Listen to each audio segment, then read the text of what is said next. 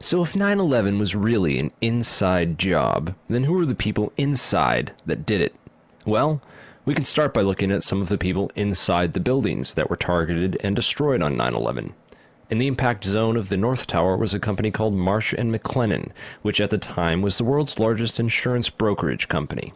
One of Marsh's executives was a guy named L. Paul Bremer, who was also the chairman of the Congressional National Commission on Terrorism from 1999 to 2000, and the U.S. ambassador at large for counterterrorism from 1986 to 1989. Instead of going to work on the day of 9/11 and dying inside the towers with hundreds of his employees, Bremer decided to go on MSNBC and tell the world that Osama bin Laden was behind the attacks and possibly Iraq and Iran, and then he demanded the most severe military response we can come up with. L. Paul Bremer was called away from Marsh in 2003 to become the Iraq occupation governor, a role he has been widely criticized for. So Bremer not only worked inside the buildings, but had offices directly in the impact zone of the North Tower where Flight 11 would hit. He missed work on 9/11 to give us the official story on national television, and went on to be the Iraq occupation governor. You really can't get more connected to 9/11 than that.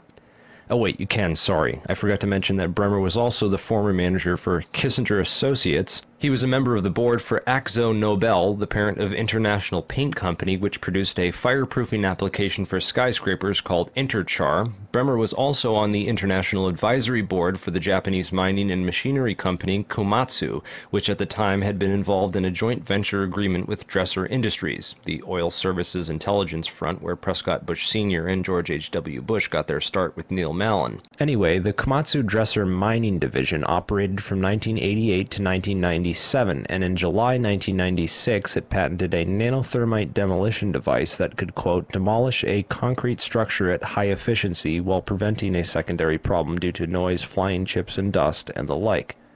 As many of you know, residues of thermite, a highly energetic chemical mixture, have been confirmed in samples of World Trade Center dust, and the use of thermite at the World Trade Center was also revealed by environmental data. See the description for more links and sources. But wait a minute. It would have taken tons of this stuff. How could they get it inside the buildings and put it into place without anyone finding out? This would have taken hundreds of people. Someone would have talked by now. It just doesn't make any sense. Well, who ran security for these buildings?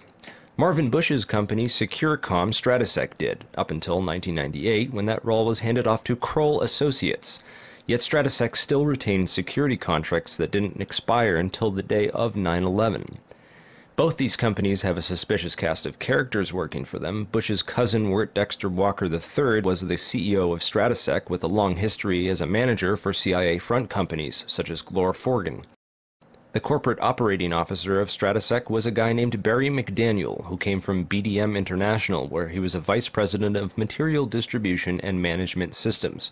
He also had a history of involvement with black projects. Securacom Stratesec also ran security at Dulles International Airport, where Flight 77 into the Pentagon was hijacked out of, and also had contracts with United Airlines. They also ran security at Los Alamos National Laboratories during the time period that nanothermite was first being developed there. Then there's Kroll Associates, also known as the CIA of Wall Street. Kroll's managing director was a guy named Jerome Hauer, who, like L. Paul Bremer, survived the 9/11 attacks by going on national television to give us the first accounts of the official story. Before anyone knew it was happening, these guys apparently had it all figured out. In addition to being managing director for Kroll, Jerome Hauer was the national security advisor with the National Institute of Health, which managed the government response to the anthrax attacks shortly after 9/11.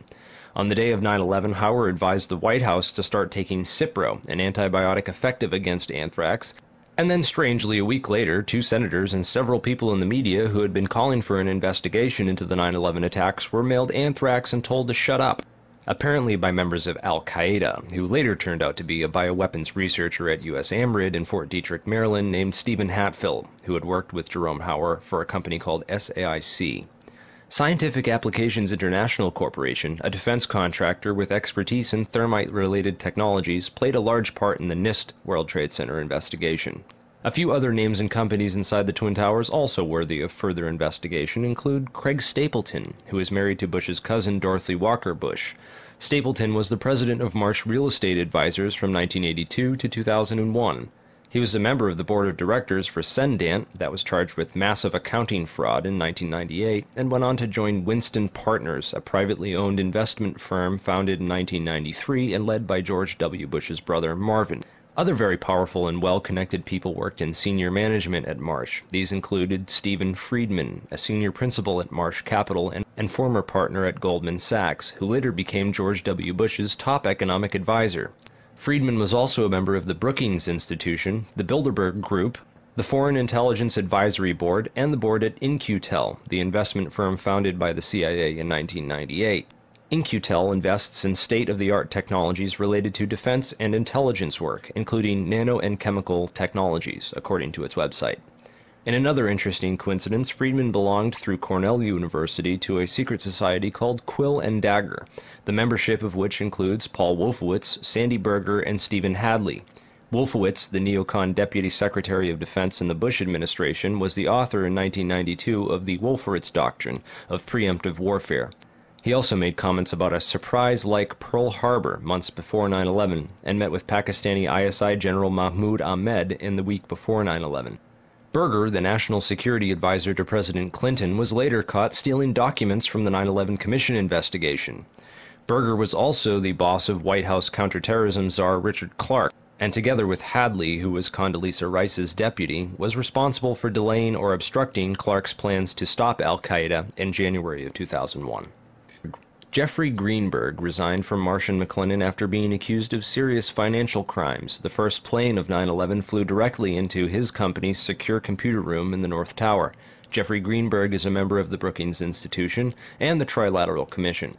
Jeffrey Greenberg rose quickly through management at Marsh, having come there directly from AIG in 1995, and then becoming CEO just 4 years later. At Brookings, Greenberg hobnobbed with Lee Hamilton, co-chair of the 9/11 Commission. There's also Jim Pierce, another Bush cousin, who was managing director of Aon Corporation, who, according to the NIST report, modified unknown sections of Floor 83 in the South Tower in 1997. Jim Pierce had arranged a meeting on the 105th floor of the South Tower for that morning. Pierce survived that day, despite the fact that 12 people came to the meeting in the South Tower and 11 of them died. The location of the meeting had been changed the night before to the Millennium Hotel, where Pierce watched the South Tower as it was hit by the aircraft. Apparently, the meeting attendees were not all notified of the change in location. Another interesting character is Joseph Kasputis, of Baseline Financial Service, which occupied the impact zone of the South Tower on floors 77 and 78, where United Airlines 175 impacted. Kasputis has a history of being well connected to the highest levels of government, as well as to the defense and intelligence industries.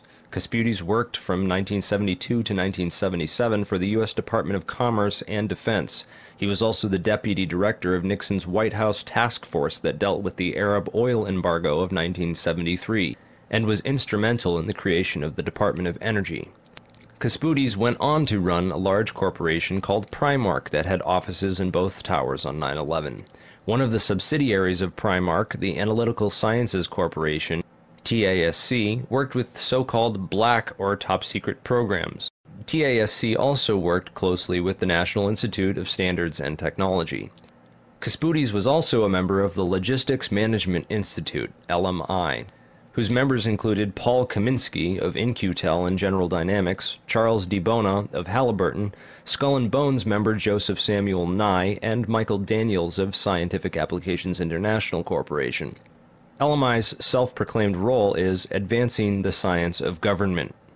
Kasputis' connections to the DOE from 1977 through at least 1997 are interesting, considering that the DOE was developing thermite ignition devices as early as 1983. Joseph Kasputis went on to become the CEO of Baseline Financial Services, which was directly in the impact zone on the 78th floor of the South Tower. According to NIST, Kasputis' Baseline Financial modified the southeast corner of Floor 78 in 1999, exactly where the aircraft hit on 9/11. Floors 77 and 78 were upgraded for fireproofing in June and April of 1998, respectively. Another company of interest on Floor 91, just above the impact zone for the South Tower, was Washington Group International. This company was known primarily as a construction and mining firm, and it had just acquired Raytheon Engineers in July of 2000. In 1996, Washington took over Morrison Knudsen, an engineering and construction firm that had a history of working on large-scale projects around the world, including in China, Iran, Afghanistan, and Saudi Arabia. The Army Corps of Engineers hired Morrison Knudsen to demolish over 200 buildings in 1995. One of the DOE facilities for which Washington was responsible well before 9/11 was the Savannah River site near Aiken, South Carolina. In February of 1997, Lawrence Livermore National Labs and the Savannah River site signed an agreement of cooperation to share technology. Savannah went on to add developing sol gel technology for fuels and other applications to its portfolio. Sol gel technology is utilized by Lawrence Livermore National Laboratories for making nanothermites. In another coincidence, Savannah River Technology staff participated in the search and rescue operations at Ground Zero by providing unique tools. Just before 9/11, Washington was going through a tough time financially and sought Chapter 11 bankruptcy protection. Securities and Exchange Commission documents show that Washington made court-ordered pre-petition payments as part of these proceedings to a number of companies, including Komatsu. Washington also made payments to Greenhorn and Omara, whose employee, Teresa McAllister, was a lead author of the FEMA and NIST reports on the World Trade Center disaster, and to Sumitomo Bank, which was closely allied with Komatsu. Building 7 was a 47-story federal office building in the World Trade Center site, which collapsed at 5:20 p.m. on the afternoon of 9/11. This building was home to the CIA, in fact, the largest CIA headquarters outside of Langley, Virginia. It also housed offices for the Secret Service and the Securities and Exchange Commission. One of the most interesting tenants, however, was then Mayor Giuliani's Office of Emergency Management and its Emergency Command Center on the 23rd floor. This floor received $15 million worth of renovations, including independent and secure air and water supplies, and bullet and bomb-resistant windows designed to withstand 200-mile-per-hour winds.